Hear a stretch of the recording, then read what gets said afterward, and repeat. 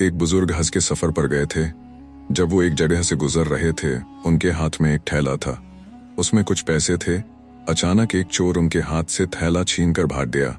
जब चोर काफी दूर निकल गया, तब अचानक उसकी आंखों की रोशनी खत्म हो गई। आंखों की रोशनी जाते देख उस चोर ने रोना शुरू कर दिया।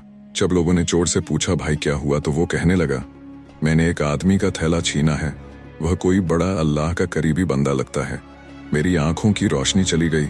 खुदा के लिए मुझे उसके पास पहुंचा दो ताकि मैं उससे माफी मांग सकूं। जब लोगों ने पूछा कि यह किस्सा कहाँ पेश आया, तो कहने लगा, फला नाई की दुकान के करीब पेश आया। लोग उसको उस दुकान पर ले गए और नाई से पूछा कि इस तरह का कोई आदमी यहाँ से गुजरा है, आप उसे जानते हो? उसने कहा, मुझे उसका घर तो पता नहीं है, मगर नमाज के लिए वह आते जाते रहते हैं। अगली नमाज के लिए फिर आएंगे। लोग इंतजार में बैठ गए।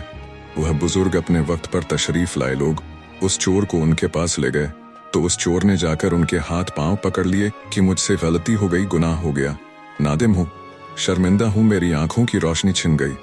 आप अपने पैसे वापस ले लीजिए और मुझे माफ कर दीजिए ताकि अल्लाह ताला मेरी आंखें ठीक कर दे। वह बुजुर्ग कहने लगे कि मैंने तो तुझे पहले ही माफ कर दिया है। यह सुनकर चोर बड़ा हैरान हुआ, कहने लगा, हजरत मैं तो आपका थैला छीन कर भागा और आप कहते हैं कि माफी मांगने से पहले ही माफ फरमा दिया।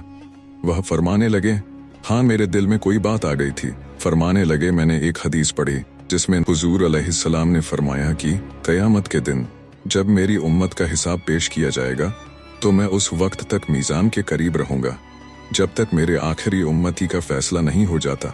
मेरे दिल में यह बात आई कि अगर मैंने इस चोर को माफ नहीं किया तो क़यामत के दिन यह मुकदमा पेश होगा और जितनी देर मेरे मुकदमे का फैसला होने में लगेगी, अल्लाह के नबी अलैहिस्सलाम को उतनी देर जन्नत से बाहर रहना पड़ेगा।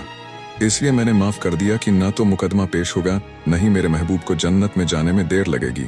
वह जल्द जन्नत में तशरीफ ले जाएंगे।